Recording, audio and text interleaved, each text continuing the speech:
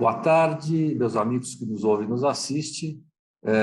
Mais um programa Fenacon Talks. Hoje, falando, um programa muito especial hoje falando um pouquinho de ESG, voltado especialmente à questão social, um programa muito bonito, feito pelo nosso professor Dr. José Vicente, fundador e reitor da Universidade Zumbi dos Palmares. Então, já de cara, Dr. José Vicente, eu gostaria de agradecer o seu tempo para estar aqui conosco, para divulgar o seu trabalho, né, esse trabalho maravilhoso que vocês vêm realizando aí na Universidade Zumbi dos Palmares. Tudo bem? Como é que está o senhor?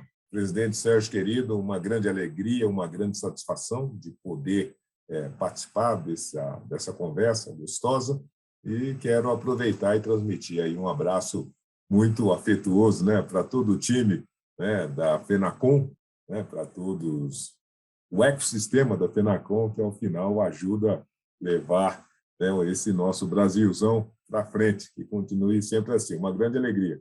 Então, me conte um pouquinho desse trabalho bonito que vocês vêm realizando, né? Eu acho que é importante aqui, a gente tem divulgado com muito entusiasmo, né, os trabalhos de pessoas sérias como você, e tem feito um trabalho muito bonito, né? Especialmente, a gente fala dessas 3 letrinhas, né? Às vezes individualmente, às vezes em conjunto, depende da situação, realiza-se algumas concentrações assim juntas, né? Na questão especialmente social, ambiental, e tudo isso realmente com muita governança, com muito trabalho bem focado, com respeito às leis, às normas. Isso que é importante também a gente ressaltar aqui. Então, me fale um pouquinho do projeto de vocês na Universidade Zumbi dos Palmares. O que vocês têm trazido para a sociedade que a gente possa estar divulgando aqui com todo critério? Eu acho que as duas questões centrais dessa agenda, presidente Sérgio, primeiramente, essa convicção de que nós temos um problema muito definido e muito estruturante dessa perspectiva no nosso país. Ou seja, qualquer discussão de inclusão, qualquer discussão de valorização, qualquer discussão de empoderamento, qualquer discussão de mudança e transformação social no nosso país, ela não pode se dar sem que nós conhecemos, seja o nosso passado histórico e o nosso presente histórico no que diz respeito às relações raciais no nosso país. Ou seja, sem ter isso em mente, sem ter isso na mesa, sem ter isso como perspectiva, a gente corre-se o risco ou de produzir um projeto, uma ação que não esteja completa, ou construir uma ação que ela seja equivocada e que não consiga dar conta do seu propósito. Então, a gente tem insistido muito. Olha, nós somos um país que tem um problema histórico terrível, que até hoje se manifesta de uma forma, da mesma maneira, muito contundente, e a gente não tem como ir adiante sem antes debruçar sobre essa questão. Então, quando a gente fala em ESG, né, e, sobretudo, quando a gente trabalha com a perninha do social, a gente diz, olha, pensar uma intervenção empresarial, corporativa, governamental, social, para dentro dessa agenda, sem conhecer como é que se apresenta a distorção e como é que essas manifestações se dão historicamente e na atualidade, a gente não consegue ter uma resposta adequada. Então, nós temos tentado estimular, nós temos tentado esclarecer, nós temos tentado, ao final, disponibilizar essas informações para que esses formadores de opinião, para que esses tomadores de decisão possam, então, tomar essa decisão e formar essa opinião com clareza e com muita propriedade. Por conta disso, a perspectiva a ser colocada é essa, olha, qualquer intervenção no social que não considere que 70% dos pobres e dos miseráveis são negros, né?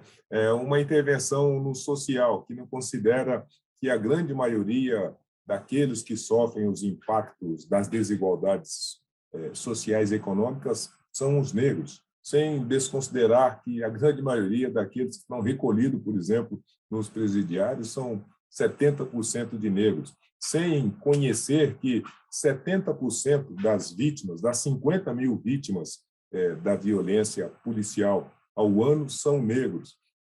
E sem conhecer que, da mesma maneira, 70% dos trabalhadores informais são negros, a gente não consegue construir uma política bem qualificada. Então, a gente fala, olha, intervir no social sem considerar essa perspectiva seria construir um projeto sem qualidade, sem coerência.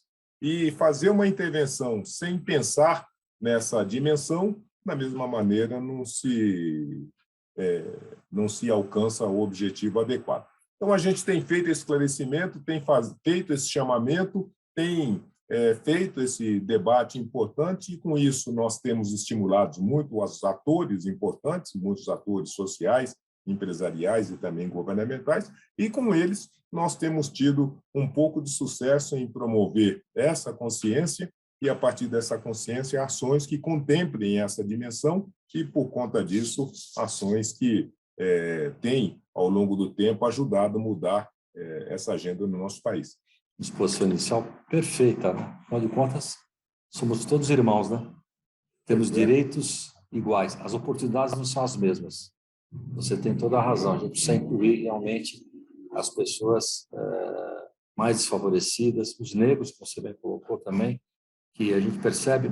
Eu acho que houve alguma mudança, a gente não tem essa percepção, mas eu acho que antigamente era pior ainda mais o preconceito. Isso acho que tem mudado, graças a Deus, mas a gente tem que ter essa visão, né? A gente tem que tentar dar oportunidade a todos, porque tendo oportunidade, todos nós vamos responder da mesma maneira, né? Acho que isso é importante, a gente ter essa visão, né? Então, dentro dessa lógica que você colocou muito bem, eu acho que você tem total razão, e a gente tem que fazer esse trabalho de divulgação dessas questões tão importantes do país, né? Como você bem disse, né? O Brasil, né? De onde vemos, a gente tem que trazer esses conceitos. Como é que nasceu o país, né? Quais são as nossas origens, né? Acho que isso é muito importante, fazer isso com bastante critério, né? E como é que você está enxergando depois desse seu trabalho, desse trabalho tão bonito que você vem realizando, como é que você está enxergando a inclusão, a diversidade nas empresas, né? No mundo corporativo? Você acha que isso melhorou? Tem melhorado? Existe uma preocupação das empresas em tomar esse cuidado e ter muita neutralidade na escolha das pessoas que ali vão trabalhar? Como é que você está vendo isso? Sérgio, você fez um apanhado muito apropriado, né, dessas dificuldades, dessas distorções e esses desafios da nossa agenda. Eu só queria trazer mais uma exemplificação para a gente poder aprimorar aqui Vamos lá. nosso raciocínio. Vamos lá. Nós estamos num momento, o tempo é seu. Vamos lá. Nós estamos num momento agora político em que todas as forças, né, se preparam, então, para disputar os espaços políticos, e os partidos apresentam suas candidaturas e, da mesma maneira, os candidatos se apresentam, então, para disputar esse voto do eleitor. E as duas situações que coloca esse desafio para todos nós brasileiros é justamente isso. Nós somos um país de 56% de negros e que, por incrível que pareça, nós não tivemos, nos últimos 10 anos, um governador negro, ainda continuamos com apenas um senador negro, né, o senador Paulo Paim. Dos 503 deputados, nós temos 26% de deputados negros.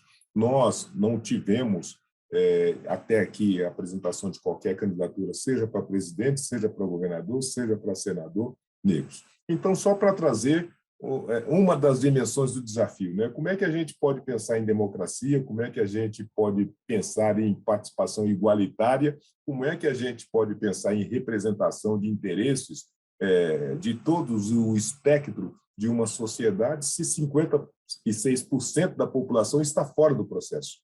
Nós não temos nem negros candidatos, nem negros nas direções dos partidos e nem negros em toda a estrutura partidária do nosso país. Então, só para dar uma dimensão da profundidade da questão que nós temos debatido e estamos debatendo, e de quanto nós temos aí de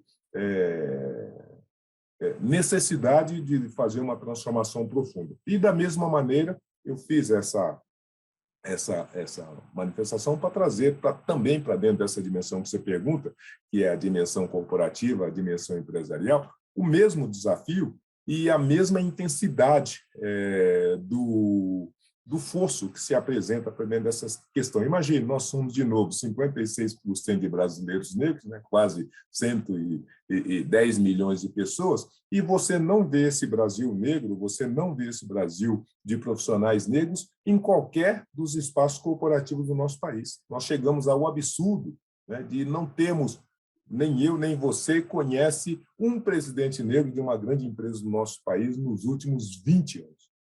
Nós, se reuníssemos as 2.000 maiores empresas no país, nós não temos negro nem no primeiro, nem no segundo, nem no terceiro escalão. E aí a pergunta que se diz é, mas como é que pode acontecer isso num país que não esteja estruturado em cima de um apartheid oficial e em cima de uma segregação definida? Porque só nos Estados Unidos, do tempo da segregação, ou na África do Sul, do tempo do apartheid, que os números eram mais ou menos similares. Mas numa democracia, e num Estado democrático de direito, é incompreensível e desafiador que nós, no século XXI, não tenhamos um negro na estrutura de qualquer das empresas do nosso país, sejam elas públicas, sejam elas privadas. Então, isso, de novo, coloca o tamanho do desafio e o tamanho, então, o tamanho do efeito desse racismo estrutural dentro de todas as dimensões da nossa sociedade. Muito que bem. E qual é qual é a ação, qual é, então, a posição e quais são as realizações do ambiente corporativo para dentro dessa questão, sobretudo nos últimos anos? Aí, curiosamente, a gente vai conhecer uma empresa um pouco mais interessada, uma empresa um pouco mais desejosa de conhecer e de se apropriar dessa agenda, e um grupo de empresa um pouco mais ousada, a ponto de fazer intervenções de maneira muito profunda, ativa e muito publicizável nessa questão. Eu trago, por exemplo, acho que você e todos nós conhecemos, por exemplo, a ação da Magazine Luiza, quando saiu do lugar comum e anunciou vagas para trainees negros, e que causou tudo aquele rebuliço.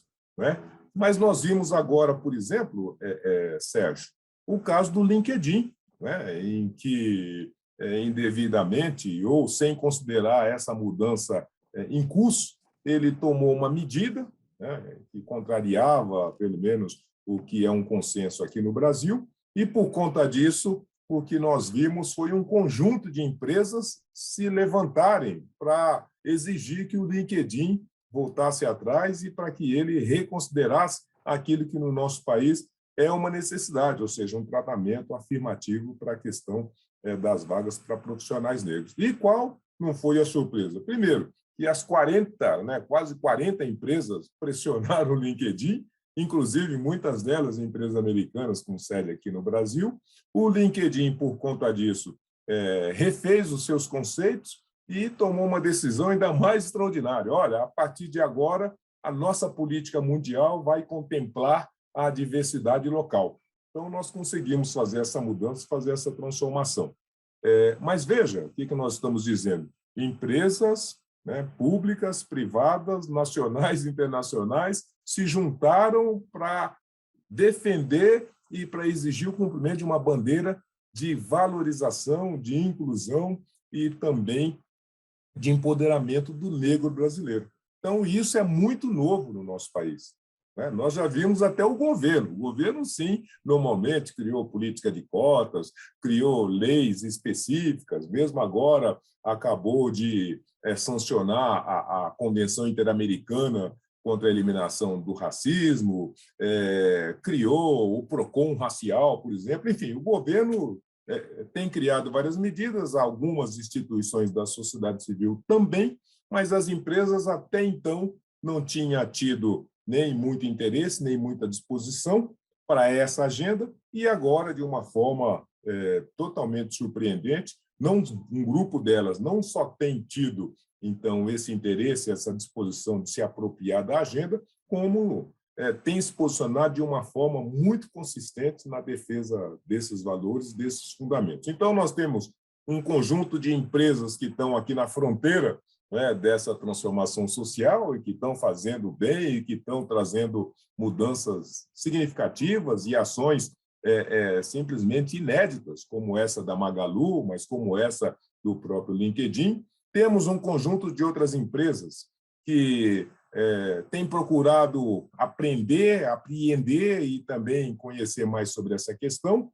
E nós temos a grande maioria que não tem dado um tratamento adequado para esse tema, para essa agenda. Mas o que nós temos hoje, a gente pode resumir em 3 ações que eu reputo como, além de inéditas e pioneiras, totalmente fantásticas, né? A primeira delas, nós temos 3 grupos de empresas reunidas. Primeiro, na Iniciativa Empresarial pela Igualdade Racial. Então, é um grupo de empresas que há mais de 7 anos constrói uma agenda, constrói ações, constrói políticas, constrói, ao final, um planejamento voltado para essa questão. Agora, nós temos o MOVER, Movimento de Empresas pela Equidade Racial. São mais 100 empresas, todas aí, de muita musculatura, que construiu uma agenda para intervir no combate ao racismo, à discriminação corporativa e também construir um fundo, Sérgio, de 50 milhões de reais para, então, investir em agenda dessa natureza. Tivemos agora, mais recentemente, a criação dos Parceiros pela Equidade Racial, que é mais um conjunto de empresas que se juntam para construir ações e intervenções para dentro dessa questão. E, com isso, nós saímos do nada, do zero, que esse tema sempre se apresentou, e temos agora quase 300 empresas, de uma forma muito clara, de uma forma muito objetiva, de uma forma muito determinada, dizendo em alto e bom som: nós reconhecemos que existe racismo no ambiente corporativo, nós não coadunamos com ele, e mais do que isso, nós estamos agora interessados e preparados em eliminá-lo, em toda a sua extinção, de toda a estrutura do ambiente corporativo nosso, bem como estamos convocando toda a nossa cadeia, né, todo o nosso ecossistema, para juntar nesse esforço de superação desse grande desafio. Então, eu acho que nós avançamos, né, eu acho que nós estamos aí num momento muito importante. O LinkedIn, o caso LinkedIn, acabou ajudando a construir um paradigma extraordinário, e a gente acha que, se bem apropriado, bem conduzido, a gente consegue dar um salto civilizatório nessa questão no nosso país. Isso é extremamente importante. Você fez colocações aqui importantes e eu fico bastante otimista, né? Esse trabalho maravilhoso. Eu acho que a própria conjuntura, se a gente parar para analisar, né, o próprio mundo depois do advento da internet, né, que você fica globalizado, as notícias correm hoje de forma muito mais rápida, há uma conscientização maior da população mundial no todo. Eu acho que isso é uma coisa que faz a diferença. E o jovem ele é diferente. O jovem ele vem com um conceito totalmente diferente e muito bom, porque ele é influenciador. O jovem é um consumidor de amanhã, é o pequeno jovem, o jovem maior já está consumindo bastante, mas isso faz a diferença, porque eles querem carregar justamente essa questão da desigualdade e jogar fora. Eles estão muito fortes nisso, a gente percebe muita clareza. Por isso a força dessa sigla ESG, né? Na verdade, é uma questão até de consumo. O jovem hoje procura entender a origem dessas empresas, né? De onde elas vêm, se elas têm essa preocupação social, se elas têm preocupação ambiental, enfim, são situações que são muito importantes. Então, hoje, a empresa que nunca se preocupou com isso, se volta a essas questões, percebe que ela tem que se portar de forma diferenciada, e eu vejo um caminho, não só no Brasil, esse é um movimento, eu acho, globalizado, né, em geral, de mudanças. É evidente que cada país num ritmo diferente, mas mesmo o Brasil, você bem colocou, que tem 56% da população de origem negra, né, deveriam estar muito mais ligados a essas percepções, está se iniciando nesse trabalho muito importante. Eu acho que isso a gente tem que agradecer a pessoas como você, que tem essa visão, essa aura maravilhosa e essa visão 360, podendo ajudar a conscientização de empresas, né? A gente procura ajudar de alguma maneira, fazer um trabalho perceptivo, especialmente empresarial, que é o nosso caminho, a nossa praia, mostrando que não existe diferença entre pessoas, né? A diferença está na cabeça de algumas pessoas, que felizmente isso tem diminuído bastante. Vide as ações que você colocou com muita clareza, de mais ou menos 300 empresas fazendo um trabalho maravilhoso, né? E tendo uma visão de uma empresa multinacional, um LinkedIn, que fez uma ação extremamente importante nesse direcionamento. Então, eu acho que isso tem a ver com toda essa conjuntura, né? A gente pega o Magazine Luiza, que fez um trabalho maravilhoso, que foi pauta no país, foi pauta internacional. O critério que ela adotou de fazer a seleção nos seus negócios, né? Enfim, tudo isso junto, na verdade, traz uma conscientização importante. A gente tem que deixar de lado qualquer preconceito, não tem que existir isso. Somos todos irmãos e temos que ter todos a mesma oportunidade. Então, eu queria, doutor José Vicente, como infelizmente o programa está indo ao final, porque quando é gostoso ele acaba rápido, né? Queria que você desse as suas últimas considerações nesse tema tão importante e que a gente não vai parar por aqui, nós vamos continuar, fazer outras gravações com você para poder voltar aí nos detalhes que você achar que é importante, para a gente estar divulgando aqui conosco. Então, por favor. Ô, Sérgio, você tocou em duas questões aí centrais dessa agenda, né? Você trouxe, por exemplo, a questão da guerra, né? Em que as pessoas hoje estão se posicionando e, por se posicionar, ao final, elas estão cancelando, né? Né? A gente tem visto as empresas na Rússia que, por não coadunarem com aquela atitude, com aquela postura, elas simplesmente estão saindo da Rússia, né? Olha, não quero mais me relacionar com um tipo de parceiro que se apresenta dessa maneira para essas questões importantes. Ou seja, mas elas estão fazendo isso, sobretudo, porque os seus investidores, porque os seus clientes, porque aquelas pessoas que se relacionam com a empresa ou com a marca estão exigindo. Olha, empresa, esse valor é um valor que a gente não abre mão, que a gente não negocia. Né? A vida das pessoas, né? A dignidade da pessoa humana são coisas que nós não negociamos. Então, a gente tem visto que, e você disse dos jovens, e os jovens hoje estão muito interessados em empresas que tenham propósitos, e propósitos que tenham capacidade justamente de permitir que as pessoas sejam tratadas com dignidade e tenha a igualdade, né, de poder acessar os espaços, de poder participar da competição do mercado de trabalho, de ser visto nos seus produtos e de, ao final, né, ser tratado de forma igualitária em todos os seus postos de ascensão. Então, as empresas que têm se preocupado com isso têm se dado muito bem. Quem não tem feito isso está com problema, porque o ecossistema está de olho e está cobrando e exigindo que essa empresa, então, coloque isso como um valor preponderante na sua ação, na sua intervenção.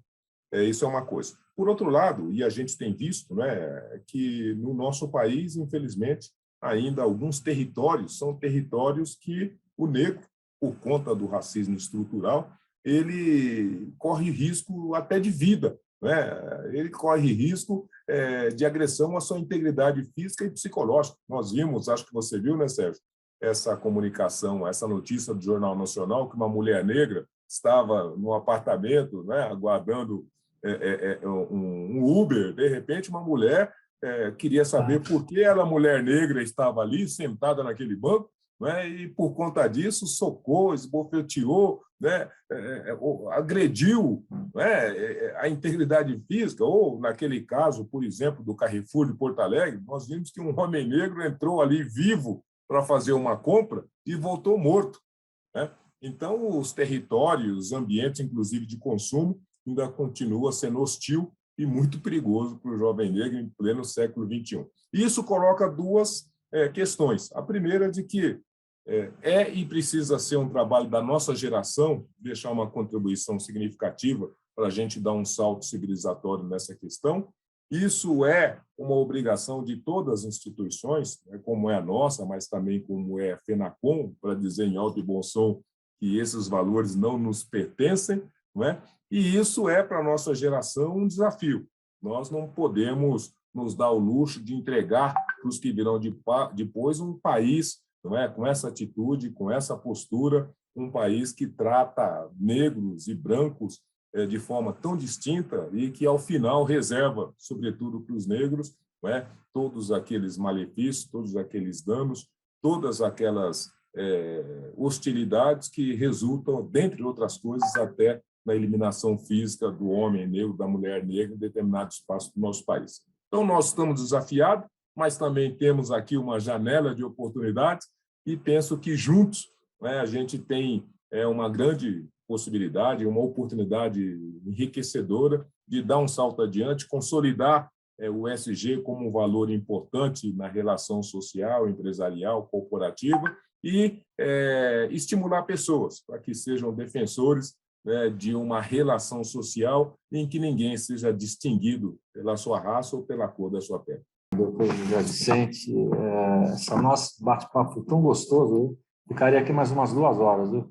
Pena que a gente está encerrando, mas tenho certeza que os nossos ouvintes aí que nos assistiram gostaram muito do que viram e faria um novo convite à sua pessoa para voltar aqui para a gente continuar com essa conversa tão importante, essa disseminação tão importante para acabar com isso, né? Isso é realmente uma coisa que nos dias de hoje não faz sentido. Você falou da guerra, a guerra é uma outra coisa estúpida que a gente achou que nunca mais voltaria e, enfim, está aí, mas a resposta está sendo feita economicamente, que é onde muita gente sente, só no econômico, né? Mas, de uma forma ou de outra, essas pessoas têm que entender que o mundo está diferente, que o mundo está mudando, e as pessoas no mundo querem exigir mais respeito a todos. Acho que isso é importante a gente ter como conceito. Então, adorei te conhecer, um forte abraço. E vocês, meus amigos, eu sei que vocês também ficaram chateados, e nem eu estou. Acabou o programa, nós teremos mais aqui com o Dr. José Vicente trazendo mais informações para a gente poder estar debatendo aqui com muita clareza, com muita transparência, para vocês levarem para a comunidade de vocês essa conscientização tão importante da nossa sociedade. Forte abraço a todos, um bom dia e até semana que vem, se Deus quiser.